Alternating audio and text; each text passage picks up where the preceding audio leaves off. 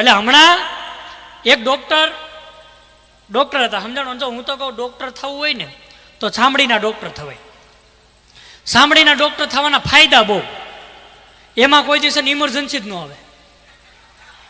કોઈ રાતે જ ફોન કરીને એમને કહું ડૉક્ટર સાહેબ જલ્દી આવજો ને મને બાપાને ગુમડું હેઠવું પડશે. એટલે ચામડીના ડૉક્ટર થવાના ફાયદા બહુ. હમણાં એક ભાઈને બરોબર છે ને ખરજવું થયું.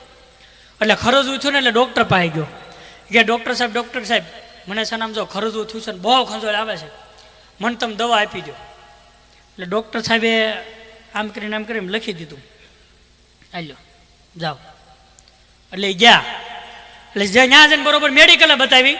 એટલે મેડિકલે બતાવીને ઓલા એમ જોયું એ કે આ તો નખ વધારવાની દવા આપીશ. ઓલો પાછો ગયો ડૉક્ટર પાસે.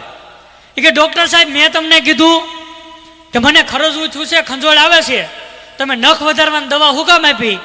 તો એ ડૉક્ટર સાહેબ કીધું કે તમને નખ વધ્યા પછી ખંજોળવાની બહુ મજા આવશે. ત્યાં પછી મારો બીજો ભાઈ બન એને દવાખાને ગયો ડૉક્ટર પાસે. ડૉક્ટર સાહેબને કીધું ડૉક્ટર સાહેબ મને ધાધર થઈ છે, ખંજોળ આવે છે, આમ તો રહેવાતું નથી એટલે ખંજોળ આવે છે, તમે મને દવા આપી દો. ડૉક્ટર સાહેબે પાછી દવા લખી દીધી. ઓલો ચિઠ્ઠી લઈ અને મેડિકલે ગયો. મેડિકલે ગયો ને આમ જોયું તો આ ઝાડા થવાની દવા આપીશ. ઓલો પાછો ગયો ડૉક્ટર પાસે. એ કે ડૉક્ટર સાહેબ મેં તમને કીધું કે મને ખંજોળ આવે છે, ધાધર થઈ છે, રહેવાતું નથી એટલે મને ખંજોળ આવે છે, તમે આ ઝાડા થવાની દવા હું કામ આપી?